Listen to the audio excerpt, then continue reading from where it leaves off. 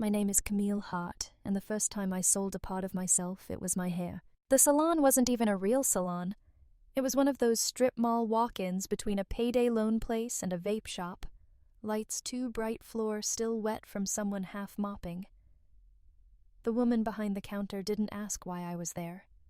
She just looked at my hair, ran her fingers through it like she was checking produce, and said, "Virgin, long, healthy. You'll get decent money." Decent money. I almost laughed. When she tied off the first section near the base of my neck, my hands wouldn't stay still. I kept them locked under the plastic cape so she wouldn't see the shaking. There was a mirror in front of me, but I couldn't look at it. I looked at the counter instead, at the little stack of cash she'd already counted out, at the envelope I was going to walk straight to the bank with so they wouldn't call me again about a balance I never created. The bell over the door rang while the scissors were still in my hair. Camille, I knew the voice before I turned. I hadn't heard it in almost a year, and still my stomach reacted before my head did. My grandfather, Thomas Alder, stood in that awful chemical-smelling light in his pressed coat and polished shoes, like money had wandered into the wrong neighborhood. He looked at me, then at the bundle of hair in the stylist's hand, and in that second, I watched something crack across his face. Not anger. Recognition. "Tell me," he said quietly so only I could hear. "Who did this to you?" The stylist thought he meant the haircut. I knew he meant the debt, and for the first time I thought maybe I'm not the only one who's about to stop pretending. The morning after I walked from that fluorescent salon straight to the bank, the envelope of cash still warm in my hand. It wasn't much, barely covering the overdraft, but it felt like control. The teller frowned. "Miss Hart, are you sure the account's tied to Alder Foundation?" Outside, I sat on a bench scrolling through debt records, 3 cards, 2 loans, all under my name, routed through that same foundation. At home, a manila envelope waited final notice. 30 days. I laughed, brittle and hollow. That night I typed an unsent email to my grandfather. "You were right. I failed, but not the way you think." Before I could delete it, a message appeared. "We need to talk. Don't go to the bank again. T.A." Thomas Alder was waiting at a cafe the next morning. "You think this is about your mistakes," he said, "but someone's been making a fortune pretending to be you." He slid a folder across the table. Fake signatures, charity transfers, all pointing to my Aunt Victoria. "She used your name to clean her books," he said. "You believed her over me," I replied. "I did," he admitted. Then, we stopped paying for other people's sins. Within hours, he'd drawn a plan across a napkin arrow's accounts trails. We brought in Sophie Lynn, a quiet, razor-sharp analyst. She traced Victoria's fraud through milliseconds and bank logs payments labeled donations that vanished offshore. "She used your college forms," Sophie said. "Your name made her theft invisible." Thomas's hand trembled on his glass. I told myself she was reckless, not cruel. "Do we call the police?" I asked. "Not yet. You don't attack a thief in the dark. You turn on the lights first." We kept digging, fake contracts, missing grants, even an insurance policy in my name. When we finished, the study looked like a crime scene. "This isn't just fraud," Thomas said.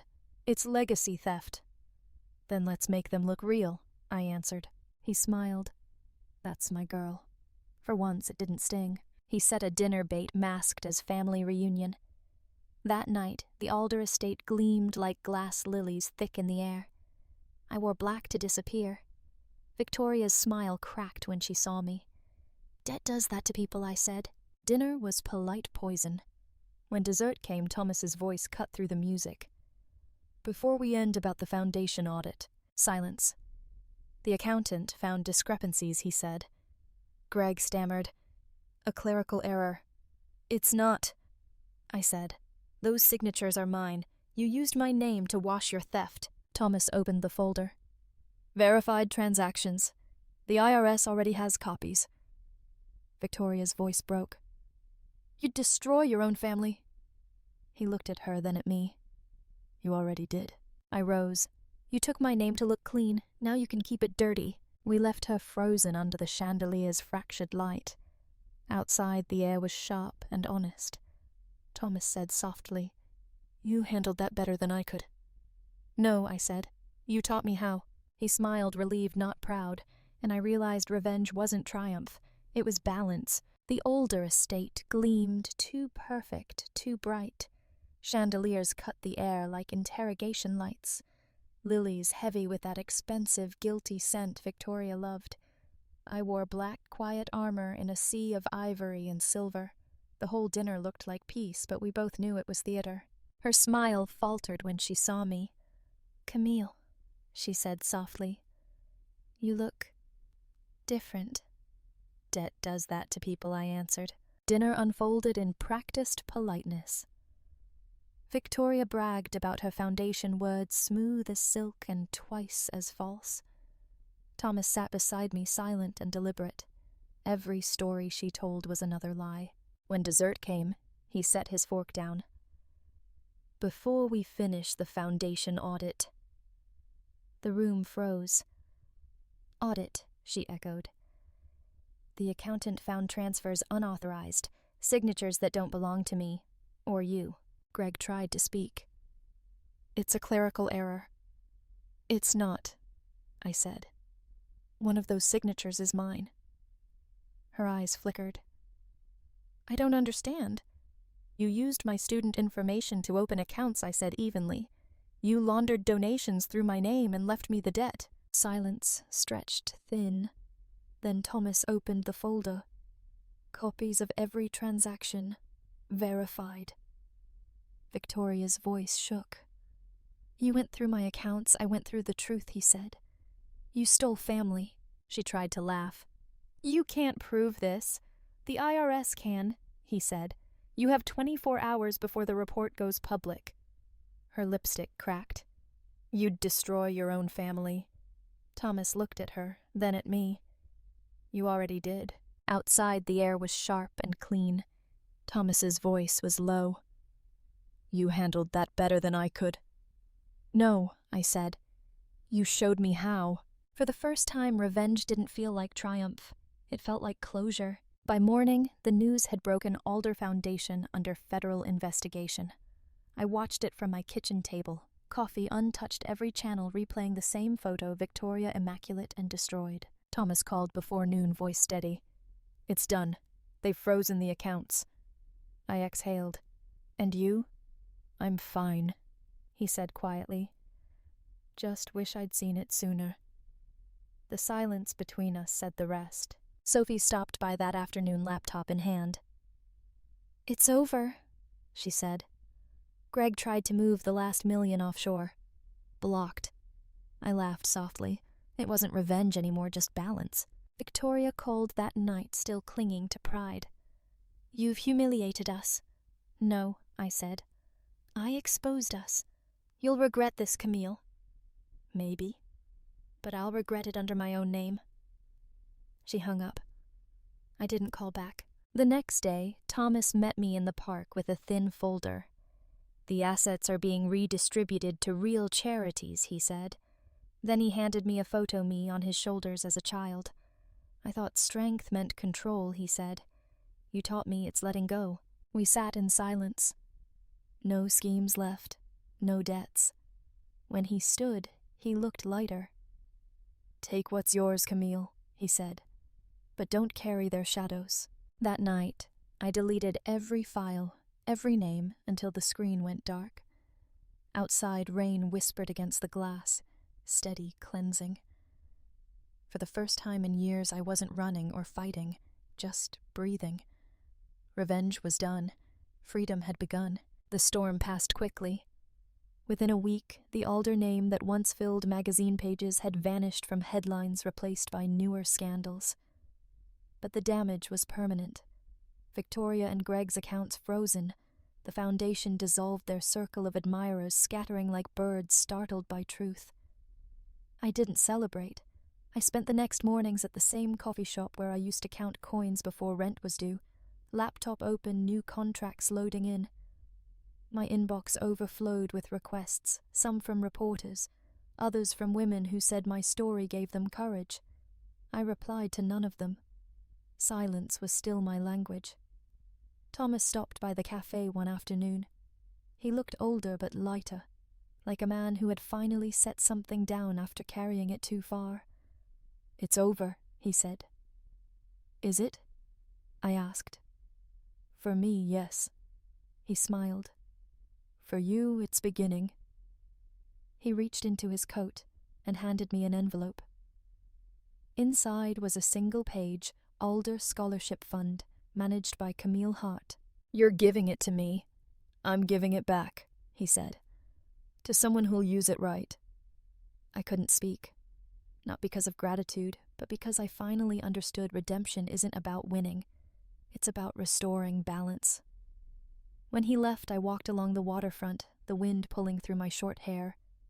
The city smelled of salt and new beginnings. My reflection followed me in every shop window, steady-centered, not waiting for approval. Later that night, Sophie called. "You know, she said you could write about it. People need stories like yours." Maybe someday, I answered, when it's no longer about them.